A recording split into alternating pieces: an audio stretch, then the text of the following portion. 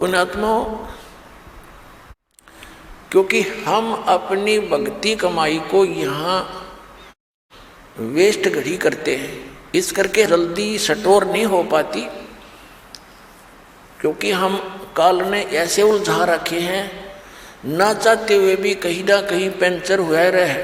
किसी ना किसी कारण से कोई बच्चे को दुखा गया तो उसको अंतरात्मा से काल हमें ठगवा ही देता है।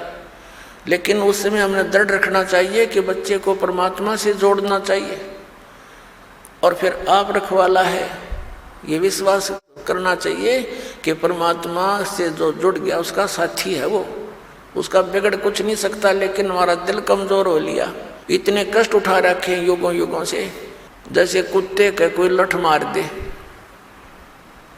और वो बेचारा इतना पीड़ित हो जाता है, बहुत चिल्लाता है। फिर कहीं भी बैठा हो और जरा सा भी कोई शोर हो जा, ऐसे डंडा टाइप का, वहीं बैठा बैठा चिल्लाने लग जाता है, जबकि आसपास भी कष्ट नहीं है उसके। तो हम इतने दुखी हो चुके हैं युगों युगों से, हम इतने भयभीत हैं कि ना जाने के बिजली गिरेगी इस बच्चे पे, क्या हो जाएगा भगवान। तो हम डरते रहते हैं, और हम उस डर के कारण अपनी भक्ति को भी उसमें कुछ ना कुछ डिवाइड कर ही देते हैं। जैसा भी है अब लगे रहो, एक दिन ऐसा आएगा आपका सारी समझ में आ जाएगी, और फिर भगवान उनका रखवाला दिखाई देगा आपको। तो इस प्रकार हम अपनी भक्ति का नाश गणा करते हैं, आशीर्वाद दे देते हैं, किसी के सिर पर हाथ रख दिया, आपके कोई चरण छुए, सिर पर हाथ रख दिया, आपकी गई पूंजी ढेर सारी। क्योंकि जिसके अंदर कुछ है वही तो दे सकेगा।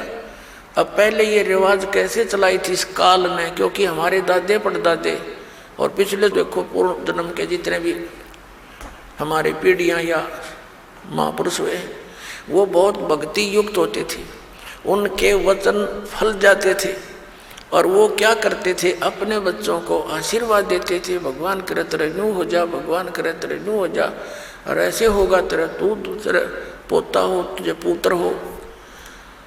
तो ऐसे वो अपनी पूंजी को नष्ट कर देते थे, अपने टायर से, अपने पहिए से, अपनी ट्यूब से दूसरे में हवा भरते रहते थे।